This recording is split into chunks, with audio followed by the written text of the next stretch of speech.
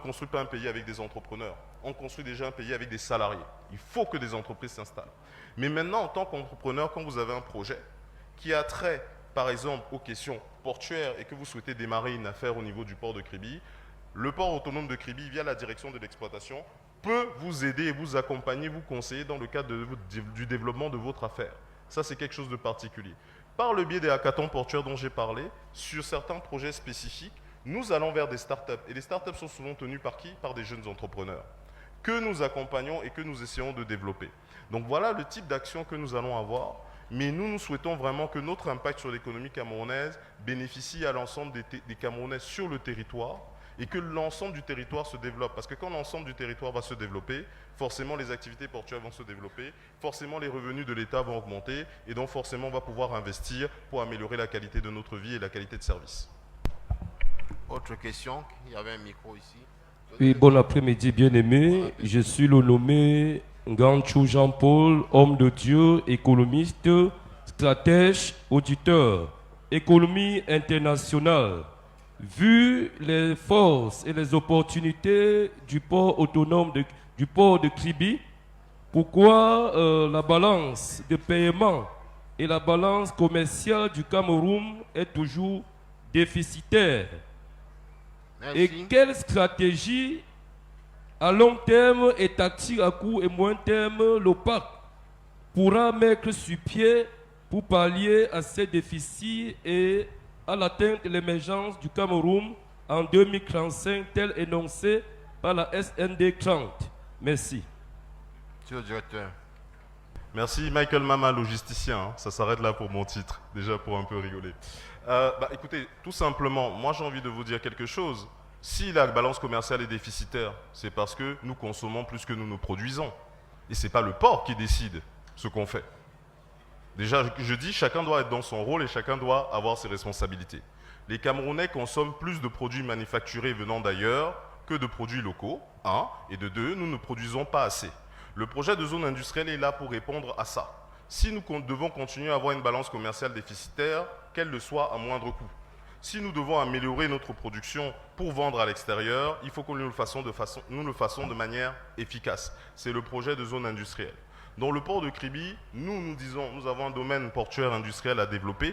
Il y a des opportunités qui sont là pour augmenter les volumes, faire plus d'exportations et faire plus d'importations en espérant que les deux volumes se rejoignent et s'équilibrent le plus rapidement possible.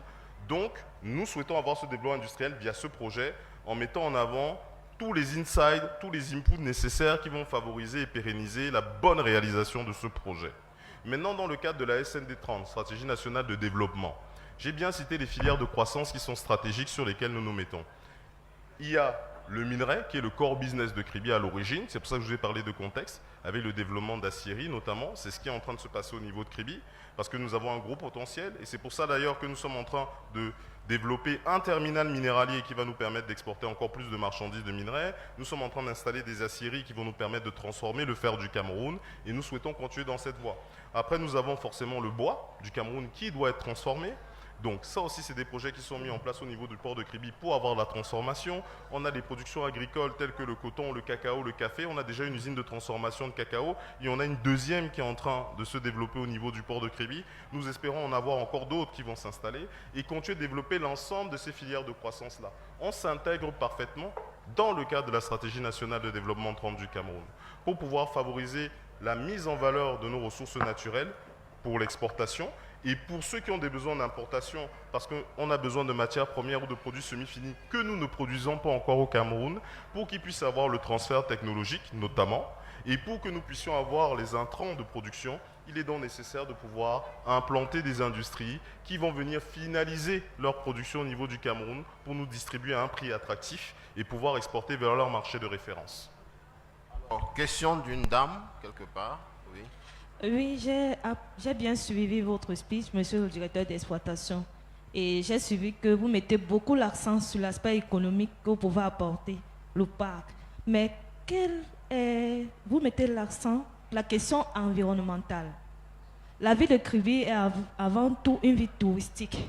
Et cet aspect pittoresque de Kribi fait en sorte que beaucoup d'étrangers viennent visiter.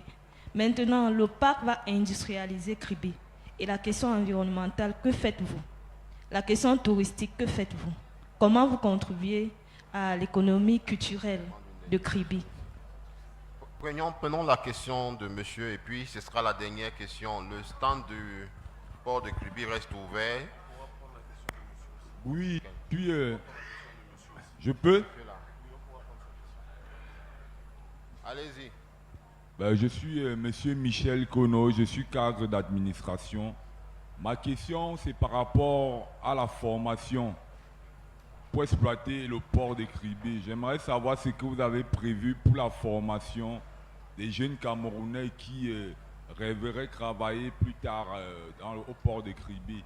Parce que hier, par exemple, j'étais dans votre stand là-bas, on a parlé de la régionale Ghana Maritime University qui se trouve au Ghana. Mais la question que moi je me pose, pourquoi vous n'avez pas pu la délocaliser au niveau du Cameroun?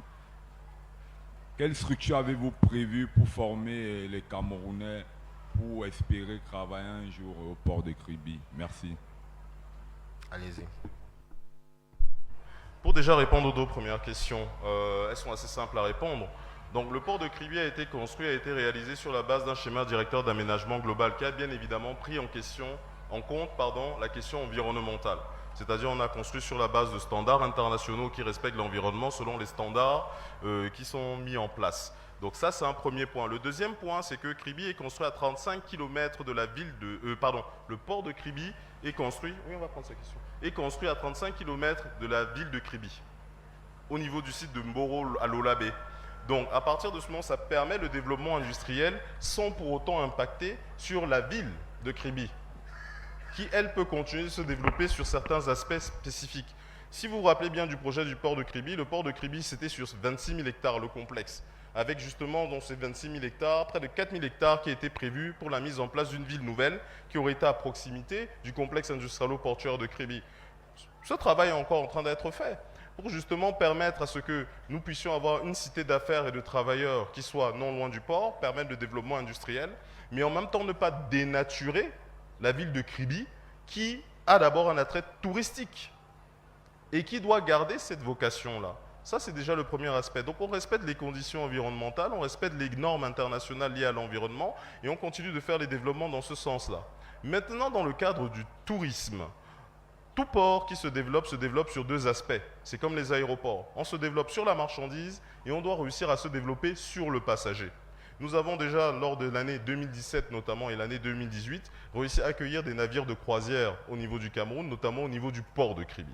Ce qui veut dire qu'il peut y avoir un potentiel, surtout qu'autour de la ville de Kribi, autour du Cameroun, il y a quand même des destinations qui sont intéressantes.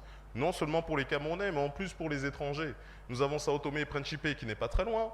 Nous avons la Guinée équatoriale, notamment Malabo, qui n'est pas très loin. On peut réussir à joindre des pays tels que l'Angola, la Guinée équatoriale, le Gabon par mer. Donc on peut réussir à mettre en place une stratégie de croisière au niveau du Cameroun. Ça pourra se faire progressivement. Nous, notre attrait déjà, c'est déjà dans le cadre du développement de notre acceptabilité au niveau de la ville de Kribi, pouvoir développer des projets de ce type au niveau déjà du port historique de la Kienké à Kribi, pouvoir accueillir un peu de croisière. Dans le cadre du développement et des interactions que nous avons dans le cadre de l'accord cadre que nous avons à la mairie de Kribi, pouvoir permettre le financement de certains aspects, de certains espaces et surtout dynamiser les rencontres, le tourisme d'affaires au niveau de Kribi qui va permettre le développement de nouvelles infrastructures hôtelières, de nouveaux restaurants, de nouveaux services qui vont donner un attrait encore plus important et plus intéressant à la ville de Kribi. Voilà comment nous allons contribuer à cela, dans le cadre de ce respect-là. Et je tiens quand même à dire, quand les marchés que vous souhaitez toucher sont les marchés occidentaux, que ce soit dans l'Union européenne, que ce soit l'Amérique du Nord ou la Chine, il y a des normes internationales à respecter. Et vous savez qu'aujourd'hui, l'environnement est au cœur du sujet pour ces nations-là. On peut se dire, notre part dans le cadre de la dégradation du climat au niveau des pays africains, du Cameroun en particulier, est vraiment minime par rapport à ces pays. Mais aujourd'hui, la réalité, c'est que si nous voulons leur vendre nos produits, il est nécessaire de respecter leurs normes.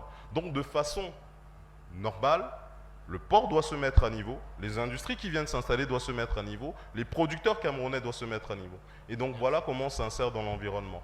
Alors on va terminer avec la question de... Je dois répondre déjà à la question. Prenons d'abord